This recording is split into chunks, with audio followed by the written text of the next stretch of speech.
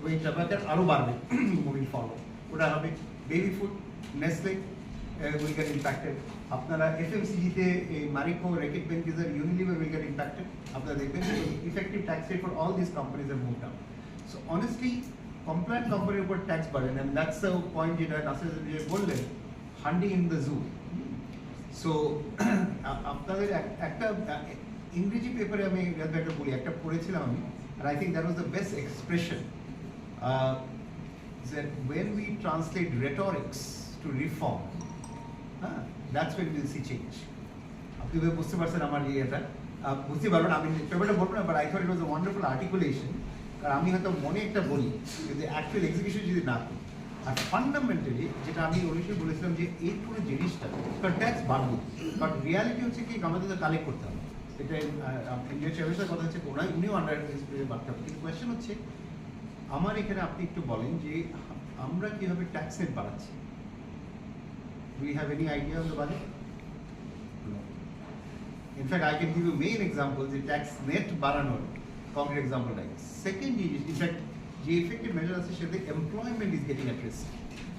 Employment generation already কমছে এবং আরও রিস্ক আছে। হ্যাঁ, আপনি ভেরি সিম্পলি করবেন যে একটা এক্সাম্পল যেটা দিলেন অফ অ্যাডভান্স ইনকাম 0.25 থেকে 1%, ছোট একটা এক্সাম্পল দিই।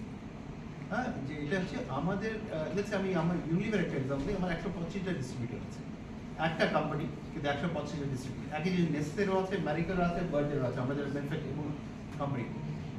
এই এমএসএমইর ইমপ্লিকেশন অনেক বেশি। এরা কি করবে, এবং আমার রিয়েল চ্যালেঞ্জ হচ্ছে আমাদের, বিকজ ওরা আমাদের সাথে কাজ করে, আমরা ওদেরকে বলি যে they have to declare delivery income, কিন্তু ওরা এখন বলবে যে আমার সাথে বাকিরা করছে। সো ইন রিয়ালিটি এই কস্ট প্রেশার এখন দিনের শেষে ও বলবে আমি পারছি না, তো বলবে আমি এখন ব্যবসা বন্ধ করে দেবো, তো এটা কস্টে কে দিবে, আইদার ওই ডিস্ট্রিবিউটর দিবে অথবা আমাকে দিতে হবে। আর নেট পেমেন্ট কী করবে, it will end up getting into consumer. So which will lead to the second point আমি বলছি, ইন টেমিং দ্য ইনফ্লেশন। আপনি কীভাবে ইনফ্লেশন টেম করবেন, আর এই দুটোর এগেনস্টে যদি ওয়াইডেন না করি।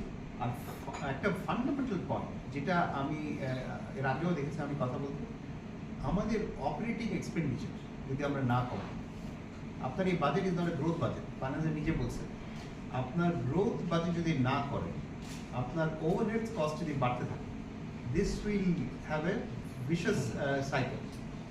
হ্যাঁ, বিকজ বিজনেস অপারেট করবেন কি, আপনি গ্রো করবেন, ইনক্রিমেন্টাল রেভিনিউ নিয়ে আসবেন, এডিশনাল ইনভেস্ট করবেন। কিন্তু আমি যদি বলি আমি এডিশনাল ইনভেস্ট করবো কিন্তু আমি ইকোনমি গ্রো করবো, then you understand যে আমরা কি বুঝাচ্ছি। I think that is a fundamental